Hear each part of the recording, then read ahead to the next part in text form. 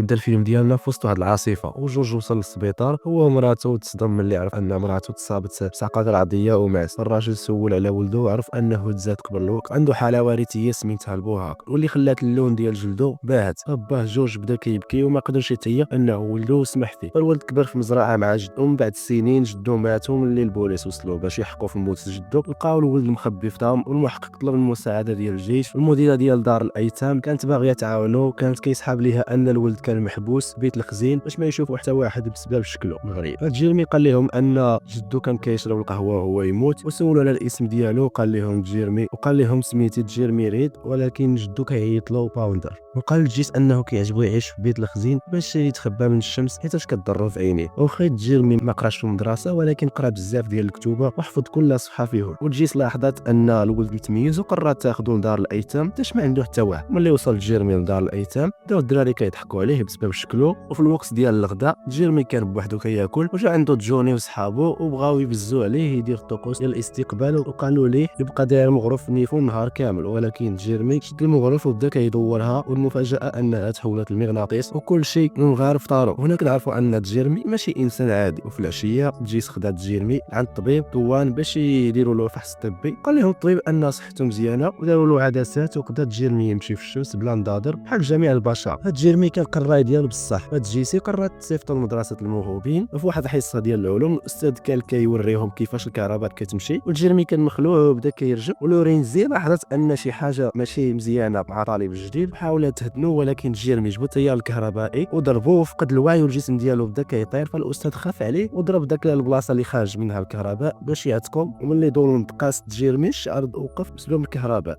بالعشيه جيرمي داوه للسبيطار، وملي فحصوا الدكتور قال لهم ان ما عنده والو رغم الشهاده ديال الاستاذ وباقي التلاميذ اللي كانوا حاضرين. الاستاذ ما تيق حيت ما كاينش اعراض في جسمه، وهذا الشيء خلى الاستاذ متحمس باش يعرف شنو وقع، حيت هذا الشيء مستحيل علميا. وقرر يهضر مع جيرمي باش يفهم، وكان دونج كيهضر مع الاستاذ على الحاله ديال جيرمي. كيتفاجئوا انه هرب من السبيطار بلا ما يشوفوا حد، ورجع للمزرعه القديمه ديالو. كان كيمشي على رجليه، وملي كان ماشي داز على واحد الشارع اللي ساكنه فيه لينسي. وملي شاف الكلب بدا كينبح عليه، ولكن هو ما خافش وقرب. وملي عرفت لينسي ان صديقها بخير فرحات. من كان جيرمي كيهضر مع لينسي لاحظ ان كل الجيران كيشوفوا فيه. ايوا شوفوا شويه لديك الجزيه. المهم اعترف انه كيسمع الافكار والمشاعر وكيقدر يدخل ذكرياتهم، وسولته واش بخير حيت كيسحب ليها انه مبوق. وجيرمي حس انه هضر بزاف وقرر يكمل طريقه للمزرعه اللي كبر فيها. ولكن منين داز من السكه الحديديه تلاقى بالعمده اللي قنعه يرجع للسبيطار. وملي ركب في الطوموبيل قال جيرمي انه اسوأ يوم داز بحياته هو هذا النهار تشبه خليها في السبيطار من بعد ما تزاد. ونهار الاخر جيس خدات جيرمي للمدرسه، اكتشف انه عنده ذكاء خارق حيتاش النقطه اللي جابها كانت كبيره بزاف. نعطيكم مثال، اوليدي شحال جبتي في النتيجه؟ جبت 14. الولدي راه ولد عمك راه جات 39. الوالد هذاك راه البيرمي. ودي ماشي شغلي انا، ماشي شغلي يا ودي على القرايه يا ودي. المهم نهار الاخر جيرمي فاق بكري ومشى للغابه لاول مره، وشاف اوراق ديال الشجر ونزل، والسحليات اللي كانوا تماك تجمعوا عليه. وملي جوني ومي تقربوا السحالي هربوا، وشافوا جيرمي بوحده بلا حمايه. وجوني بغى يصفير عليه وصاحبه حاول يقنعه يوقف، ولكن من زهر جيرمي سمع البورطاس في الغابه ومشى يشوف، واكتشف ان العمده قتل واحد الغزاله اللي كانت قريبه تموت. وملي جيرمي شاف عينيها حس بالالم وحط يده على الغزاله وهار اللي حاول يبعد، ولكن جيرمي شد له في يديه ونقل الالم ديال الغزاله العميد، وبدا كيتهوج بحال الحنش وبزز باش قدروا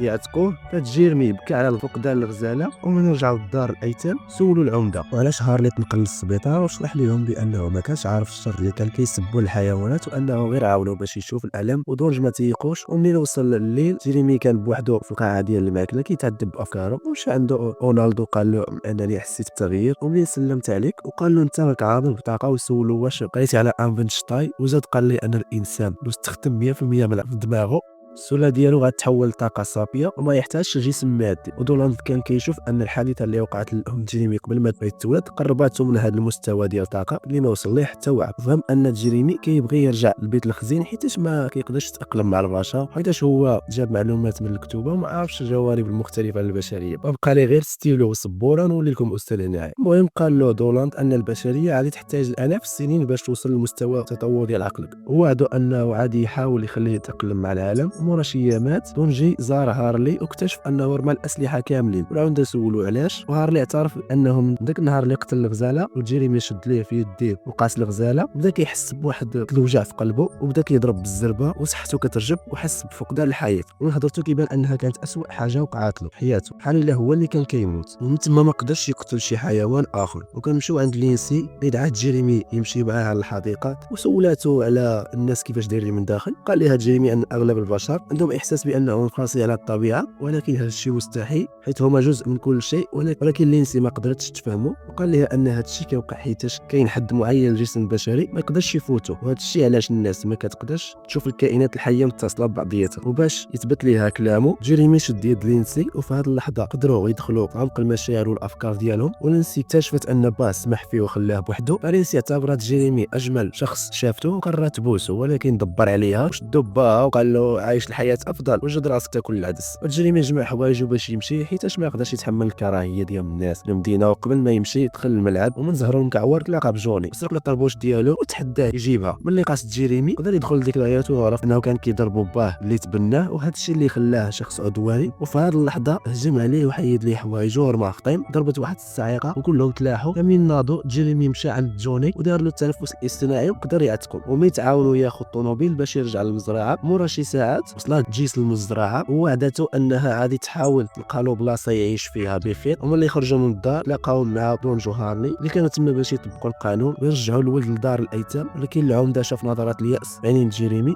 تاكد انه عانى بزاف في حياته وقرر يخليهم. ولكن جيريمي كيودع صحابه وكيف بدا يجري في الحديقه. هارلي مشى وراه ولكن ما قدرش يلحقه. المفاجاه انها جات عاصفه رعديه وضربات جيريمي وكمل في الجري. وفي هذه اللحظه كل الطاقه اللي عنده رجعت للطبيعه والجسم ديالو تفرقع. والاخرين لاحظوا ان جيريمي اختفى، وهنا كنعرفوا انه خلالهم هذا الكوكب ومشى لبلاصه احسن. ولكن سالي الفيلم ديالنا ما تنساش دير شي لايك شي اشتراك في القناه. كان معكم خوكم بيفليكس، نتلاقاو في الفيديو الجاي.